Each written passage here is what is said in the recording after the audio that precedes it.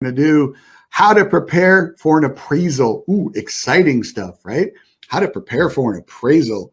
Everybody wants to know how to prepare for an appraisal, right? That's the first thing you thought about when you were selling your house. No, it wasn't, but you should have at least thought about it because it's part of the process. And an appraisal can make or break the sale of your house. It can hose you or it can save you. So get prepared for it. Well, how do I get prepared for it? I'm going to tell you. Determining the price of a home is a stressful part, especially if you don't know and aren't prepared. The appraisal is weird, okay? It's a value. Sometimes the value is so far from the listing price that you don't understand why it happened that way.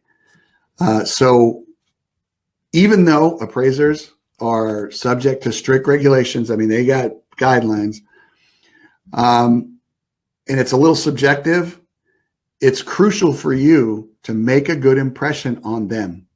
And how you do that, number one, you develop a critical eye. First step towards getting ready for an appraisal can be the hardest for sellers to do because they have to go through their own home with a critical eye. And that can be difficult. None of us like to say bad things about ourselves, especially about where we live, but we have to. And you have to make yourself aware of any areas in need of maintenance, and you need to get that done before they come, because doing so allows you to think like an appraiser, identifying any factors that might negatively affect your home sale. In other words, if you can figure it out before they get there, you're saving yourself a lot. You're saving yourself trouble.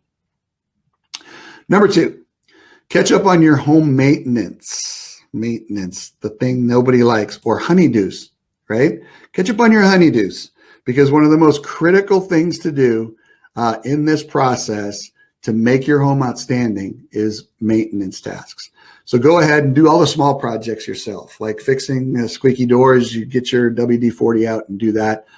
Clean out your gutters so that it looks clean and nice, and it doesn't flood if there happens to be rain coming. For the bigger jobs, get a handyman, go to a plumber, an electrician to do that type of stuff.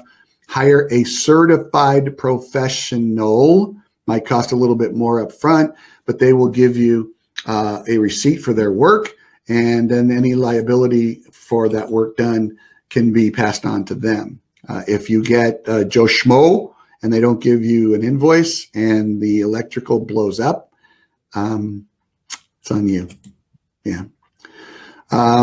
Remember, they should be smaller tasks that you're doing, not the larger tasks. We're not talking about renovations or painting and stuff like that. Curb appeal can or can't be a small item. And certainly don't add a room or do something ridiculous on that type of a thing. Oh, it's not easy doing this show live. I'll tell you that right now.